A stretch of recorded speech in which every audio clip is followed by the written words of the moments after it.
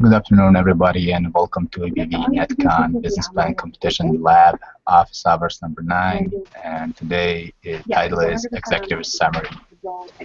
So before we get started, I just want to remind you that you only have 1 week left until the submission date for the business plan competition, which is December 7th, no later than 11:59 p.m. So I just want to say congratulations for you hanging in there. So after today, I'm gonna probably look for to see some business plans being submitted.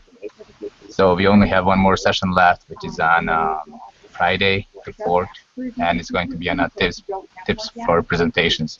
But today's session is very important because I want to let you in on something. The judging criteria first round is based on an executive summary. So make sure you guys put some more effort on an executive summary because we want to definitely, get readers' attention and, make sure they want to read the rest of the business plan.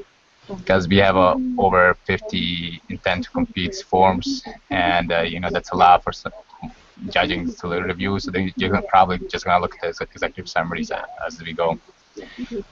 So before we get started on executive summaries questions, I just want to remind you executive summary is first in the business plan, but is written last because it's a summary of the business plan. You got to have the business plan to be able to summarize it. So in this section, what you want to do is you want to make it exciting. You want to make it, appealing to the reader. You want to make them, want to read more or want to find out more about the business plan. So how you usually start with the executive summary is you introduce the problem or a statement or like what is going on. Then you talk about, solutions, like what do you offer, like your business concept. This is what I propose. This is why I'm different. This is why I can be better. Then you talk about your operations, talk about who's your target market, how you're going to reach out to them, what's your strategy behind it, who's your team, why they're so good, and you do your financials, this is how much is going to cost me, this is when I'm going to break even, and you also say like this is how much I need from you to be able to start up. So executive summary is problem opportunity statement. It's a business concept of product and services. Is description of the target market. Is of marketing approach as well. If you have technology business, then it's also technology and operational issues. Or you have to state in there how you're gonna. You have to mention your team, economics, the profits margins that you're gonna be making, and financial highlights and financial needs that you need. So I just want to open up the floor for the questions and have you guys ask them and see how we can work this out. Okay, anybody, any questions do we have? How many of you started doing an executive summary so far?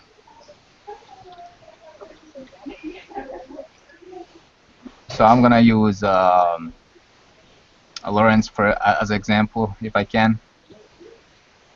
So I review his business plan and give him some feedback, and his executive summary is really good so far, but he missed on a few things that he should definitely put in there, such as you got to talk about a little bit about industry, like what's the potential that I can make if I'm an investor reading this business plan. I want to know like what's my potential, like how big is this industry, is it on a rise or on a decline, right?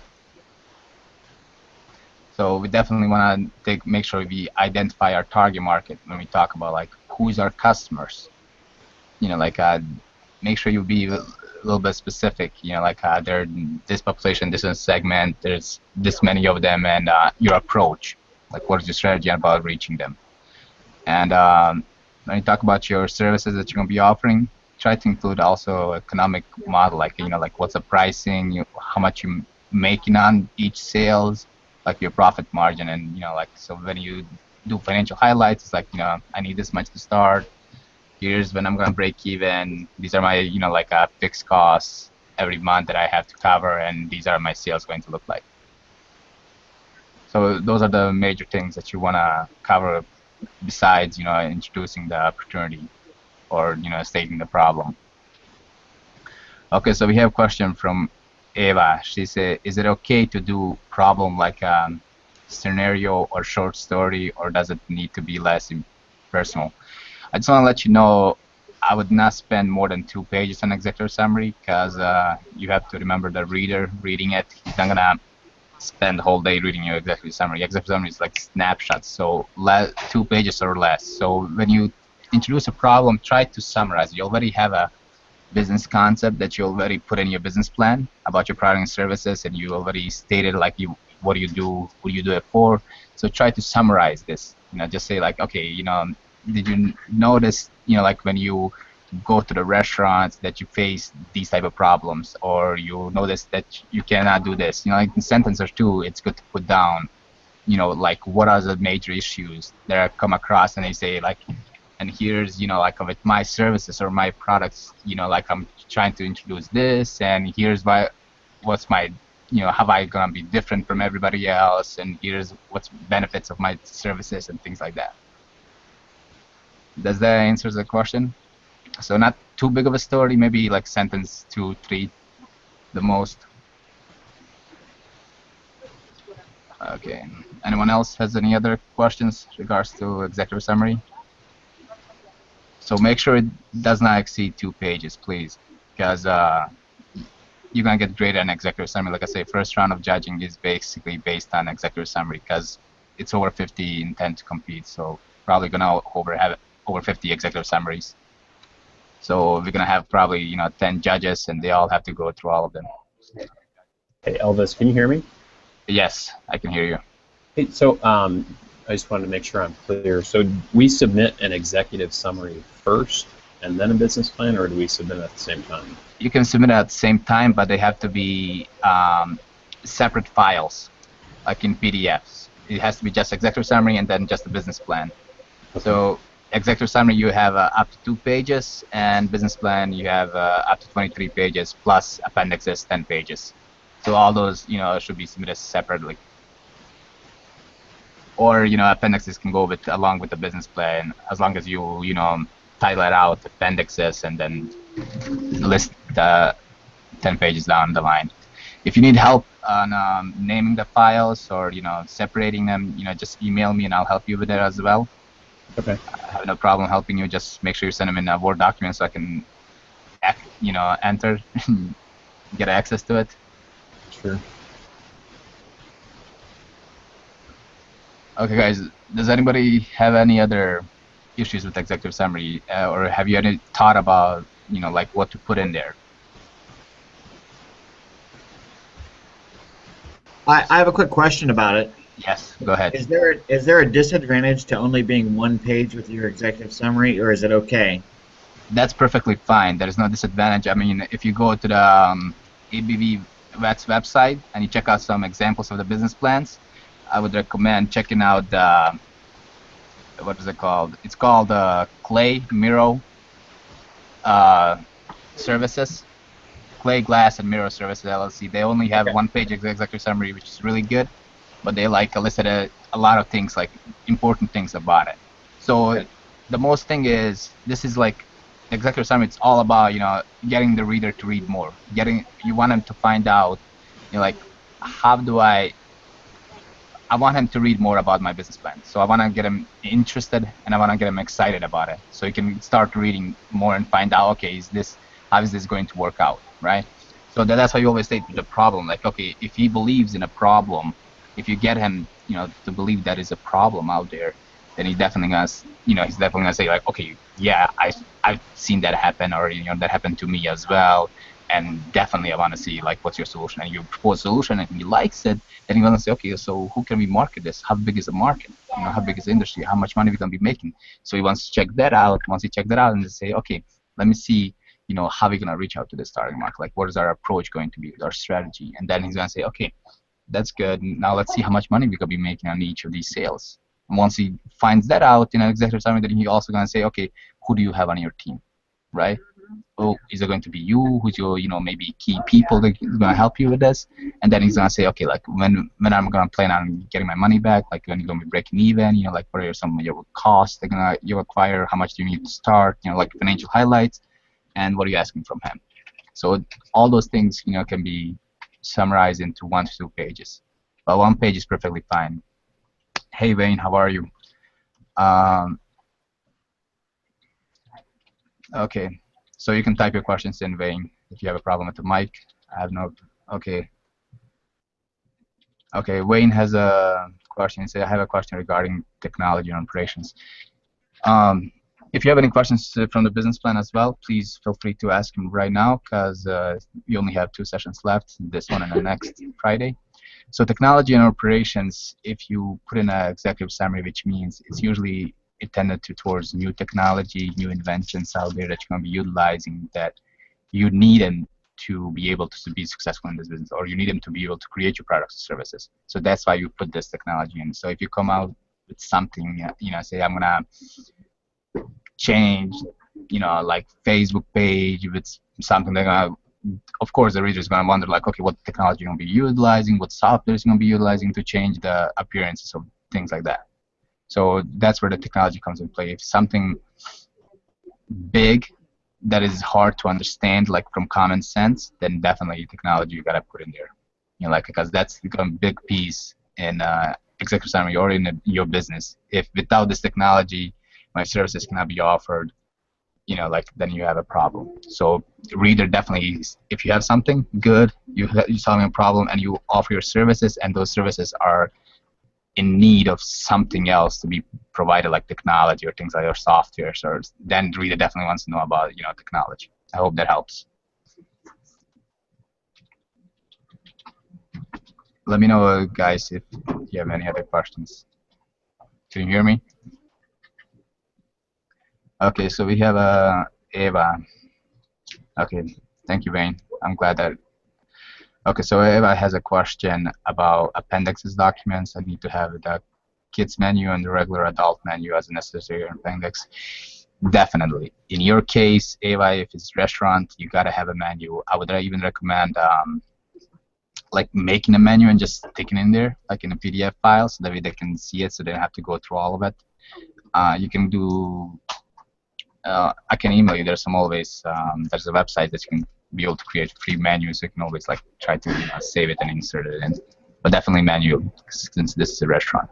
But also don't forget to include maybe floor maps, like of your restaurant, maybe like in small images, and you can try to even make things like where's the playroom, where's the like eating area, where's the stuff like that. Even you can like do little graphs, will always help out as well. Okay, Eva has okay, is it okay to have just one or both the kids and adults menu? I would recommend having both. It should not be more than 2 pages, I believe. I mean, you can always make a PDF size smaller, or make a menu into a picture and make it smaller, so that way you can fit on it 2 pages, so that it doesn't have to be like a whole page of PDF, just menu. You can always like save as a picture and then insert it into a file and save as a PDF.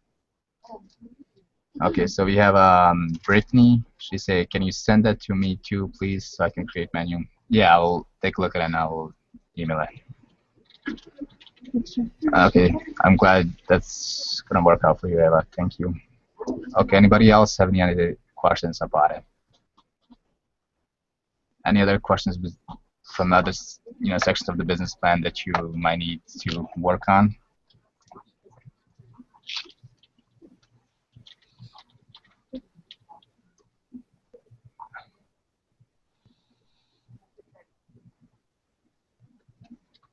So Eva has she's running out of appendix space, but it was suggested to me that I add my resume if necessary.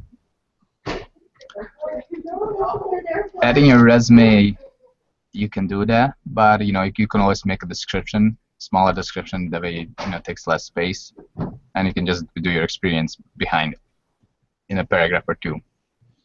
It doesn't have to be just resume. You can just do like your experience throughout the whole year, like where you work and things like that, making the paragraphs. So that doesn't have to be a whole resume, but you can always add a resume.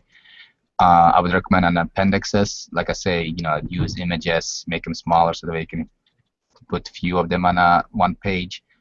If you, for information, industry information, things like that, make sure you just those sites, like where do you find them, like what websites, or like certain things so that way there's less space. Startup cost, you can always, those need to be one page, like startup cost, income statement, cash flow analysis, break-even analysis. Those things are very important for financial part of the business plan, so make sure those are on one page so they're clear to see. Okay, so we have Wayne. Elvis, how much detail do I need for the management team and mentors? So right here, so Wayne, your question is team management. It should not be that much of a detail, as long as you just mention something about your team. For example, if you're talking about yourself, like it gives me some kind of like background about yourself, like what have you done, what are some qualifications you have to be able to perform this job, what position you're going to be having in this company, and same thing goes for your team. I'm having, my chief executive operator, running this place, and he has this kind of background, and this is what it's going to make him qualified to do this job. That's all I need, or that's all the judges are looking for. It's just make sure, they have some kind of familiar, be able, if you're putting this person in a marketing position, I want to know, what does he have in his background to be able to run this position in your company successfully. And then you have, board of advisors, you have advisory board as well. So those are just individuals outside of business that you're not going to pay them. Advisory board that can help you with the business, and you can always just provide sense or two about them. Maybe counselor from SCORE. And his name is this. He worked at SCORE for this many. He has this much of experience. I hope that helps. So Wayne has he said, here's my problem. I have 5 high-level mentors. So the thing is, Wayne, if mentors, if you're not going to be paying them, you can always put them in an advisory board. An advisory board, you can list as many as you want. But don't overdo it. Just make sure you pick 2, 3, so that way and you can say, there's others, but these are top 3 for these type of reasons. I hope that helps. Okay, so we have Foster. Elvis, any recommendations on how to put together a break-even analysis for a service company that has seasonal spikes, revenues double in the summer months? So in those type of things, Foster, you want to do it's weighted average on usually your costs will be the same, usually close to the same on a fixed basis. So fixed costs should be the same every month unless you introduce something like your new asset or new employees to your company, then they will fluctuate. But the variable cost of the products or service that you're selling, that is the cost of how much it costs you to create this service, and what's the price are you selling it. And the difference between price selling it and cost of creating your service, it's called contribution margin. That contribution margin is contributed to the break-even analysis. If you want to email me, I can always help you, try to find you some graphs, charts, calculators to help you as well, but I can definitely explain it better to you on one-on-one. So my email is eabdic@syr.edu, and we can definitely discuss a little bit more. So you definitely do want to take average, so that way you can estimate, because if winter is sales very high and summer is sales are very low, so we can always estimate, if this spikes up, then we say, okay, on average I'm gonna be selling this much a month every month, even though winter can be 100,000 in sales and summer can be only 50,000 in sales. We can only say I'm gonna be selling 75,000 throughout these years, throughout these 2 months. So definitely email me, and if you don't understand, I can definitely clarify. We can always have a phone call and we can talk about it as well. Okay. Anyone else has any other questions? Okay. Wayne, I consider myself as having fixed costs. I included my employees. You can include wages or salaries into fixed costs if they're going to be the same for every month. If not, if your employees are hourly, then that should be. If you're a manufacturing company, that should go into a variable cost, because it depends. The more you produce, the more of labor you're gonna have, right? If they salary, then it's like you're gonna pay them every month the same, so that can be in a fixed cost. So it depends. I hope that explains. So, like I say, salary employees are considered fixed because you're paying them the same amount of money every month, but hourly wage employees are considered variable costs because they have to fluctuate. The more the work they do, the more product they make for you. Does that make sense?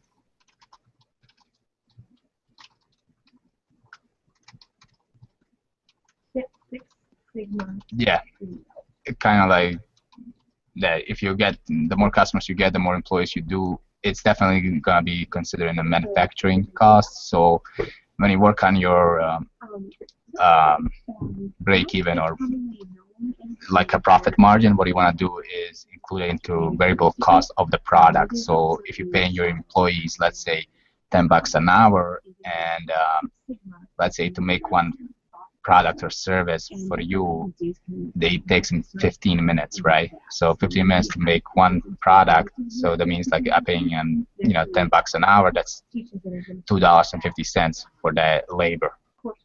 That will be the labor cost of the variable cost. And then you say, okay, materials will be this much, and you say, okay, total variable cost is going to maybe be $7, and you can say, now I'm selling it for $13, so 7 here, 13 there, so $6 would be my profit margin. So that's how you want to do it. Like I say, email me, and we can always discuss more into detail about it if you don't get it. But that's, if you're paying them wagely, like laborly, then it's definitely have to be in a variable cost. Okay.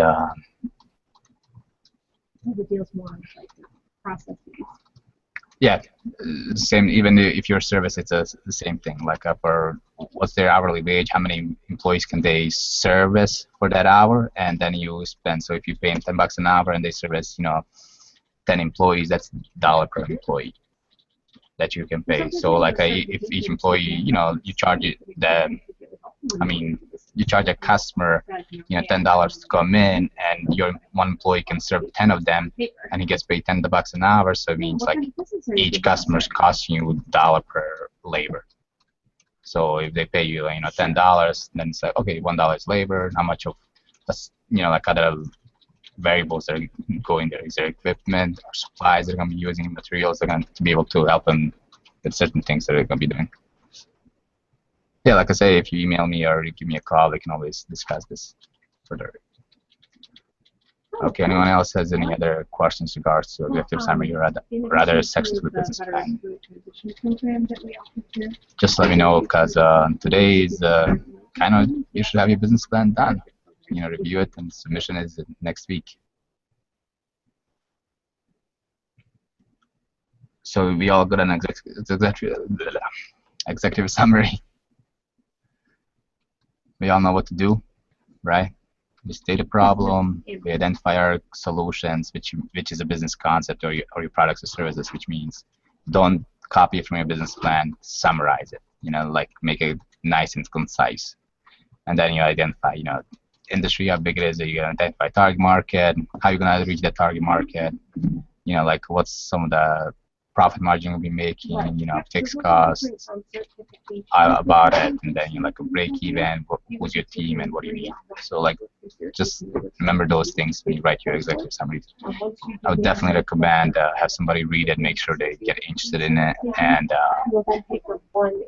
they take a look at some of the examples on the website as well of the executive summaries.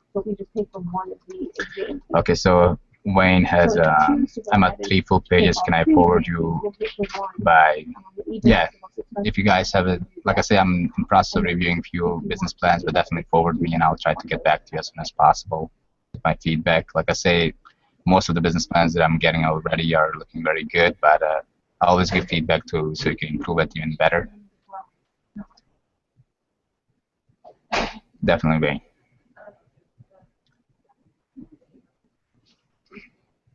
Yeah, so definitely, if I get a time by next week, I'll definitely review any business plan that comes my way, and I'll provide you some feedback.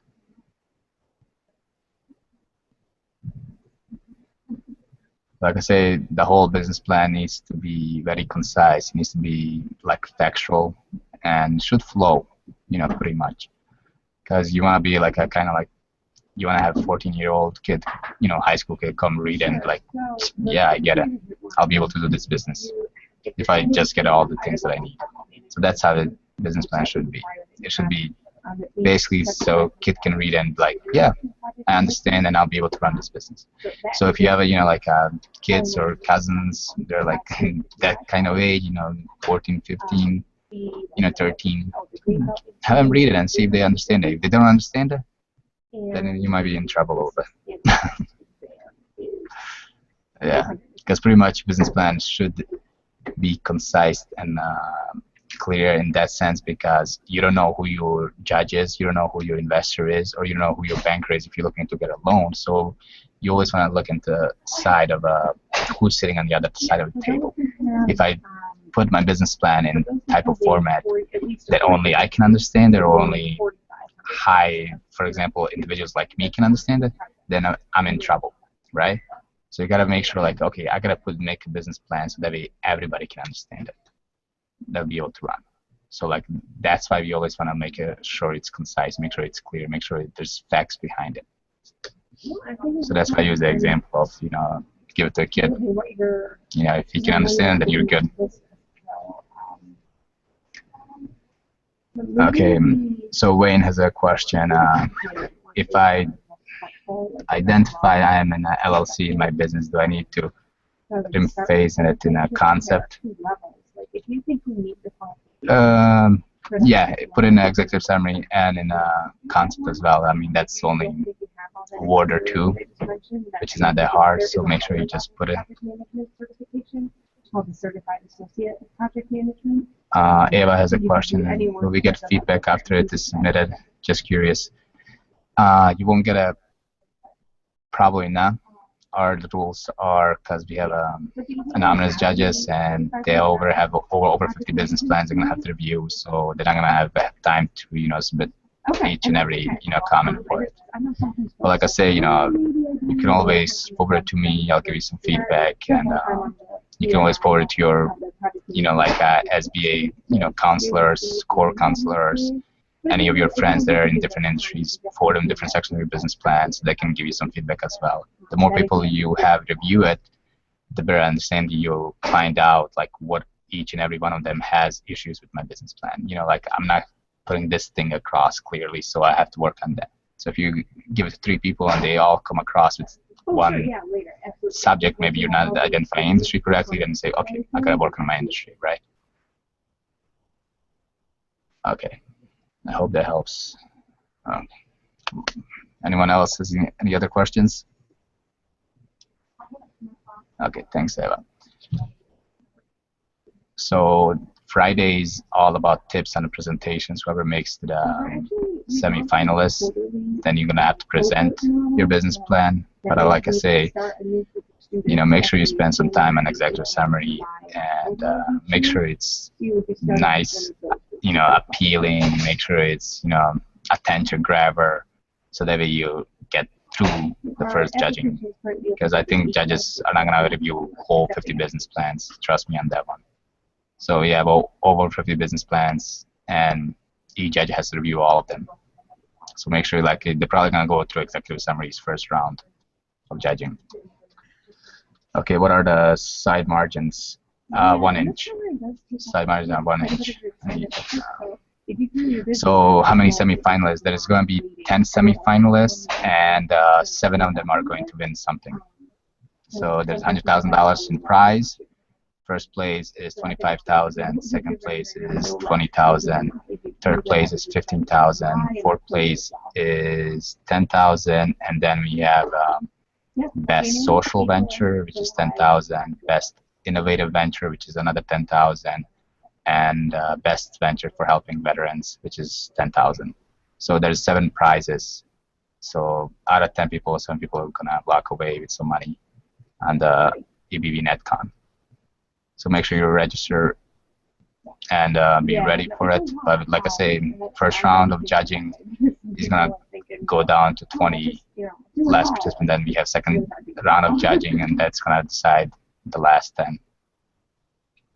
And so, like I say, first round is probably going to be executive summaries because there's a lot of business plans to be submitted. Quick question, Elvis. Yes. So we're going to submit all these things by next week. It's going to be one PDF with our executive summary, Yes. another PDF with our entire business plan, including the appendixes. Yes, you can. Now they're going to grade us based on our executive summary. Some of us are running our businesses between now and then. If things change, you know, my business plan is going to be a living document. I'm going to adjust definitely. Sales. Are we going to be judged if we make it later based on the one we turn in next week, or are we going to be able to make adjustments between now and the final?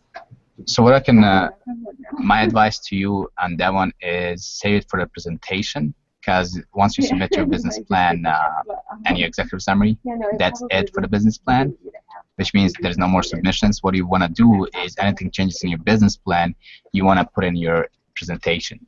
So that way, if you get submit as a semifinalist, you can say, okay, like this what happens while in the process, because this is a living, breathing document.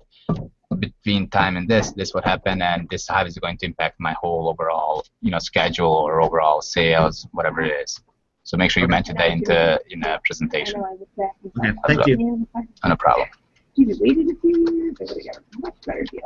Yeah, so thank you, Jim. Make sure you guys registered for a conference if you have not. So, like I say, all of you are in the same boat. Don't think anybody has anything, any advantage over another one, because you all guys, been into the same classes. All have, same amount of time to do this. You all have pretty much in the same boat. So nobody has done this before because we don't allow the previous winners to compete. So this is it. So you guys don't hesitate. Just submit whatever you get by the December 7th, and hope for the best. I wish you all the best of luck. There should be plenty of time, even if you're taking them twice. Any other questions on executive summaries? Any other business plans sections? Thank you, Wayne, for questions. I really appreciate it. Yeah. So like I say, please, put some effort in the executive summary, because I don't want you to lose opportunity to moving forward. I mean, I know you guys do very good jobs so far at business plans that I reviewed. They're all good. Like I say, I just give them feedback to make it even better.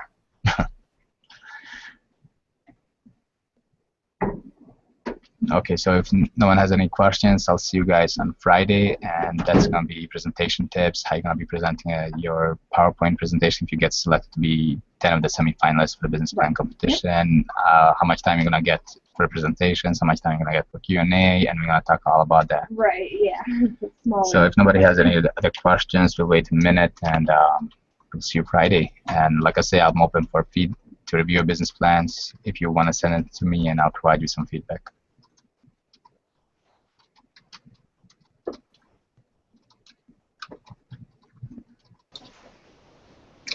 Looks like everybody's all set here, Elvis.